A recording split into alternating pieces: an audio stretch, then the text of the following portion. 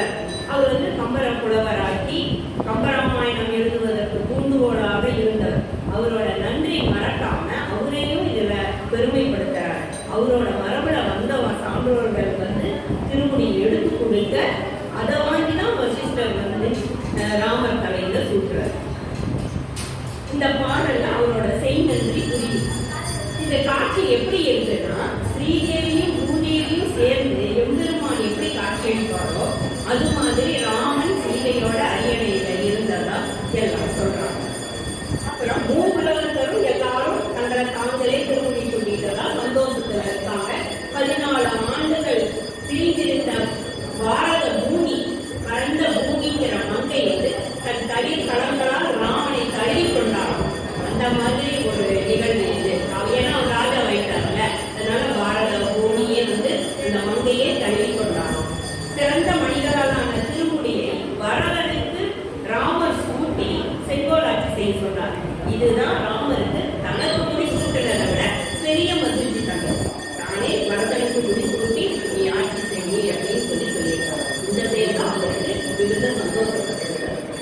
இப்ப இதுல அனுமதி எல்லாருமே சுக்ரீவன் அங்கதர் எல்லாரும் 2 மாசம் அப்படியே இருக்கிறாங்க. பட்டாபிஷேகம்லாம் முடிஞ்சிருச்சு. 2 மாசம் அவங்க கூடிய இருக்கிறாங்க.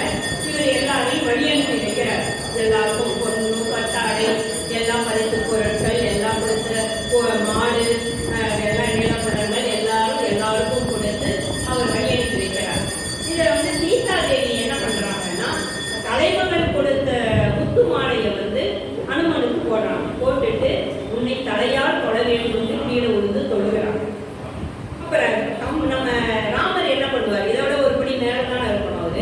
அவர் சொல்ற, அசோகவனத்தில் ராமநாமம் ஜெபித்து சீதையை காத்து கண்டேன் சீதையை என்று ராமரை காத்து ஸ்ரீராம ஜெயம் முதலில் கூறிய சொல்லின் செல்வன் அனுமனை சஞ்சீவி மலை 3 முறை கொணர்ந்து லக்குமனை காத்து தீயிடை புகையிருந்த பரதனை காத்த அனுமனை அரியணை தாங்கிய அனுமனை சிரஞ்சீவி வரத்தை அசோகவனத்தில் சீதையிடமிருந்தும் அயோத்தியில் ராமனிடமிருந்தும் பெற்ற அனுமனை மார்பில் ராமசீதையை தாங்கிக் கொண்டிருக்கும் அனுமனை ராம் ராம் என்று எப்போதும் மூச்சுவிடும் அனுமனை தன்னை பொறுப்புற தழுவிக் கொள்க என்று தழுவிக்கொள்ள சொன்னார்.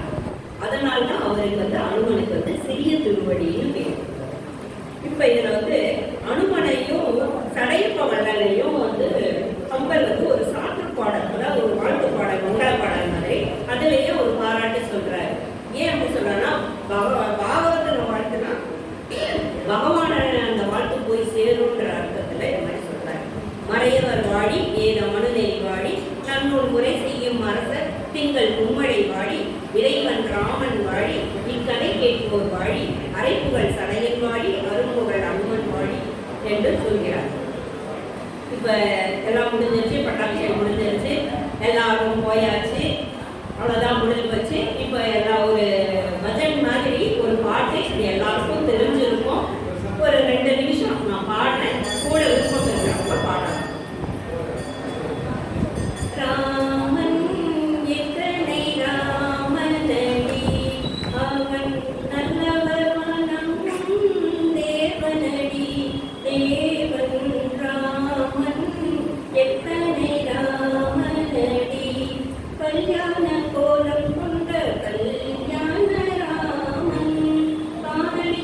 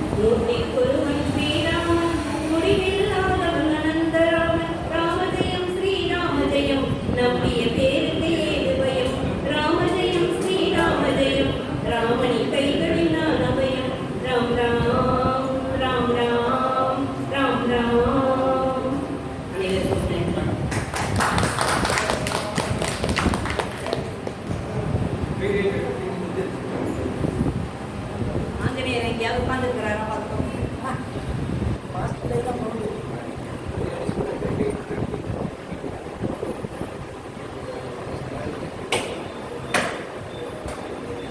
திருமதி கேவி ராஜலட்சுமி, அடுத்தது கவியறிவு திருமதி ரேவதி குருநாதன் அவர்கள். இவங்க 2 பேருக்கும் கோவில் சார்பாகவும் உங்கள் அனைவர் சார்பாகவும் மரியாதை செய்யப்படுகிறது. பொன்னாடை போட்டி மரியாதை செய்யப்படுகிறது. வாழ்க வளமுடன்.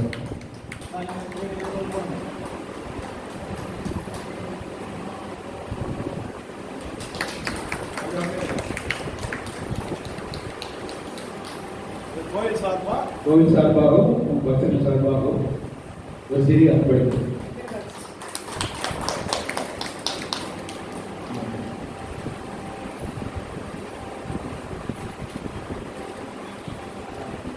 கோவில் சார்பாகவும் ஒரு சிறிய அன்பளிப்பு. நன்றி நன்றி.